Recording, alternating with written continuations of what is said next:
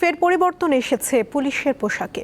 গাঢ় নীল ও হালকা জলপাই রঙের শার্ট ও খাকি প্যান্টের পরে দায়িত্ব পালন শুরু করেছেন বাহিনীর সদস্যরা। বিশ্লেষকরা বলছেন, পোশাক পরিবর্তনের এই বিপুল অর্থ যদি পুলিশের আধুনিকায়ন, তদন্তের মান উন্নয়ন ও লজিস্টিক সাপোর্ট বৃদ্ধিতে খরচ হতো, তবে রাষ্ট্র ও জনগণের উপকার হতো। ব্রিটিশ আমল থেকে শুরু করে একবিংশ শতাব্দী, সময় বদলেছে শাসন ব্যবস্থা, সেই সাথে বারবার বদলেছে পুলিশের পোশাক। 1971 সালে স্বাধীনতার পর থেকে এখন পর্যন্ত তাদের পোশাকে 5 বার বড় ধরনের পরিবর্তন এসেছে। কখনো খাকি থেকে নীল, কখনো জলপাই সবুজ, আবার কখনো মহানগর ও জেলা ভেদে ভিন্ন ভিন্ন রঙের পোশাক পরেছেন আইনশৃঙ্খলা রক্ষাকারী বাহিনীর সদস্যরা। সব শেষ পরিবর্তন এসেছে 24-এর গণ অভ্যুত্থানের পর অন্তর্বর্তী সরকারের আমলে। বর্তমান স্বরাষ্ট্রমন্ত্রীর তথ্যমতে নতুন পোশাকের রং নিয়ে পুলিশ সদস্যদের আপত্তি রয়েছে, তাই আরেক দফা পরিবর্তনের সিদ্ধান্ত নিয়েছে বিএনপি সরকার।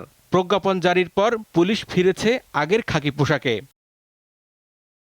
এখন জেলাসহ অন্যান্য ইউনিটের শার্ট গাঢ় নীল রঙের, সব মেট্রোপলিটন পুলিশ সদস্যদের শার্ট হালকা জলপাই রঙের, তবে সবার প্যান্টের রং খাকি। এই পরিবর্তন পুলিশ বাহিনীর মানসিকতার পরিবর্তনে কতটা ভূমিকা রাখবে? এই কলোনিয়াল পুলিশ কিন্তু পাল্টায় না, এবং যেরকম নৃশংসভাবে জুলাই অগাস্টে আমরা এই পুলিশের আচরণকে দেখেছি, এই পোশাক পরিবর্তন করলে কি এই আচরণটা থেমে যাবে? এটা একটা প্রশ্ন। যে যতই বলুক পুলিশ সংস্কার, পুলিশ অমুক তমুক, আসলে যখন চেঞ্জ করতে পারে কে, আপনি যে কোনো সিস্টেম চেঞ্জ করতে পারে তো যারা রাষ্ট্রীয় ক্ষমতায় থাকে তারাই তো পারে। কিন্তু যখনই তার ক্ষমতা আসে তখনই সব গভর্নমেন্ট মেশিনারি তাদের অনুগত হয়ে যাবে, তাদের অর্ডারে চলতে, আইনগতভাবে চলতে বাধ্য হয়। পুলিশের ভাগ্য এখন পর্যন্ত পুলিশের দ্বারা বা পুলিশের নিয়ন্ত্রক দ্বারা, পুলিশের কর্মকর্তা দ্বারা বা পুলিশ যারা পরিচালক, পুলিশ দ্বারা নিয়ন্ত্রিত হয় নাই। প্রায় 2 লাখ সদস্যের বিশাল এই বাহিনীর পোশাক পরিবর্তন মানেই শত কোটি টাকার নতুন কাপড়ের টেন্ডার, মেডেল, লোগো এবং আনুষঙ্গিক সরঞ্জামের কেনাকাটা। 2,80,000 পুলিশের জন্য পোশাক আপনার 2 সেট করে দেওয়া, তারপরে এর মধ্যে একটা তো আমাদের টেন্ডার মানে ইয়েতে এর মধ্যে একটা ব্যবসা তো আছেই। একজনের লাভ হয়েছে, আরেকজনের লাভ হয় নাই, সেও লাভ চায়। এই ব্যবসায়িক মনোভাব আমলাতন্ত্রের মধ্যে রাষ্ট্রের নানা শাখা প্রশাখার মধ্যে ঢুকে গেছে। অবশ্য পুলিশ সদর দপ্তর বলছে, আরামের বিষয়টি মাথায় রেখেই আগের খাকি পোশাকে ফিরেছে পুলিশ।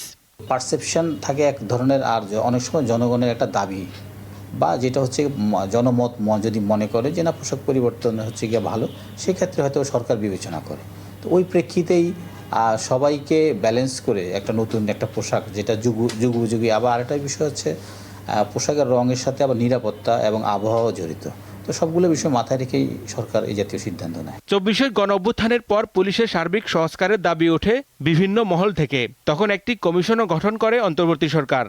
পোশাকের রং বা নকশা যাই হোক, পুলিশের ঔপনিবেশিক চরিত্র ও হয়রানিমূলক মানসিকতার পরিবর্তনই সাধারণ মানুষের প্রত্যাশা। হেদায়েতুল্লাহ সীমান্ত, দীপ্ত সংবাদ, ঢাকা।